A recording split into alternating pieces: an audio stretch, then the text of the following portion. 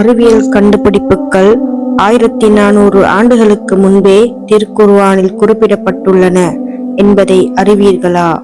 இன்றைய வீடியோவில் திருக்குர்ஆனில் உள்ள ஒரு அற்புதமான அறிவியல் உண்மையை பார்க்க போகிறோம். அஸ்ஸலாமு அலைக்கும் வரஹ்மத்துல்லாஹி வபரகாத்துஹு. இன்றைய வீடியோவில் திருக்குர்ஆனில் உள்ள ஒரு அற்புதமான அறிவியல் உண்மையை பார்க்க போகிறோம். திருக்குர்ஆன் சூரா அத்-தாரிக் வசனம் 11 வானத்தை திருப்பும் வானம் என்று குறிப்பிடுகிறது. இந்த வசனம் இன்றைய அறிவியல் கண்டுபிடிப்புகளுடன் எப்படி பொருந்துகிறது, இதை பற்றி விரிவாக பேசலாம். குர்ஆன் வானத்தை திருப்பும் வானம் என்று குறிப்பிடுகிறது. இதன் அர்த்தம் என்ன?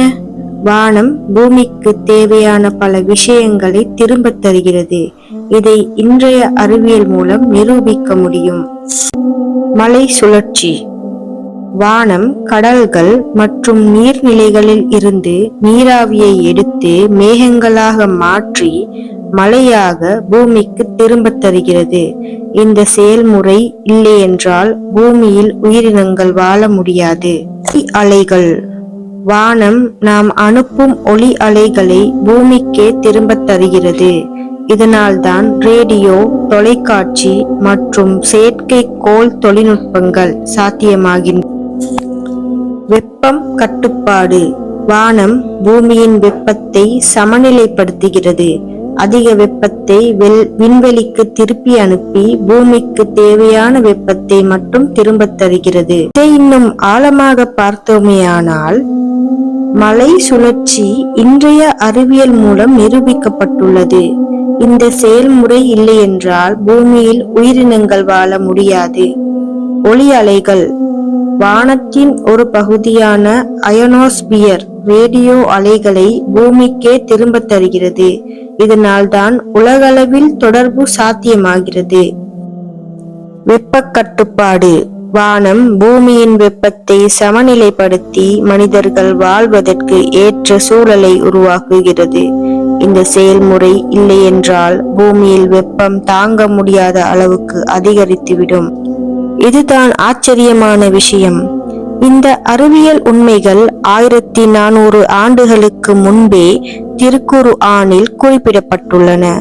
அந்த காலத்தில் மனிதர்களுக்கு மலை சுழற்சி, ரேடியோ அலைகள் அல்லது வெப்ப கட்டுப்பாடு பற்றி எந்த அறிவும் இல்லை.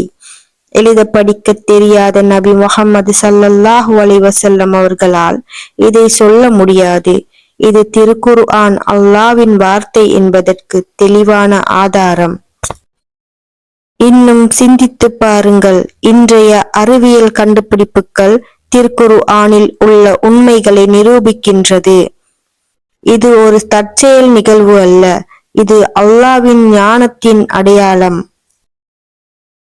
இந்த அற்புதங்கள் திருக்குர்ஆன் மனிதர்களால் எழுதப்பட்ட புத்தகம் அல்ல. இது அல்லாஹ்வின் வார்த்தை என்பதை நிரூபிக்கின்றன. இது நம்மை இன்னும் ஆழமாக சிந்திக்க வைக்கிறது. இதை அல்லாஹ்வை தவிர வேறு யாரால் சொல்ல முடியும்? 7ஆம் நூற்றாண்டில் மனிதர்களுக்கு வானம், மழை அல்லது வெப்பம் பற்றிய அறிவியல் புரிதல் இல்லை.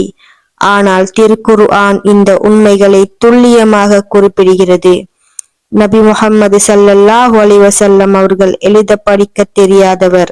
அவர்களால் இந்த அறிவியல் உண்மைகளை கண்டுபிடிக்க முடியாது.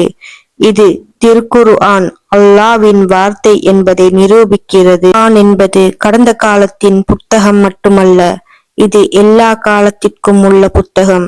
இதில் அறிவியல் அதிசயங்கள் மட்டுமல்ல, வாழ்விற்கான வழிகாட்டுதல்களும் உள்ளன. அடுத்த வீடியோவில் சந்திப்போம். அஸ்ஸலாமு அலைக்கும் வரஹ்மத்துல்லாஹி வபரகாத்துஹு. இந்த வீடியோ உங்களுக்கு பிடித்திருந்தால் லைக் பண்ணுங்கள், ஷேர் பண்ணுங்கள் மற்றும் சப்ஸ்கிரைப் பண்ணுங்கள். கீழே கமெண்டில் இந்த அற்புதம் பற்றி உங்கள் கருத்தை சொல்லுங்கள்.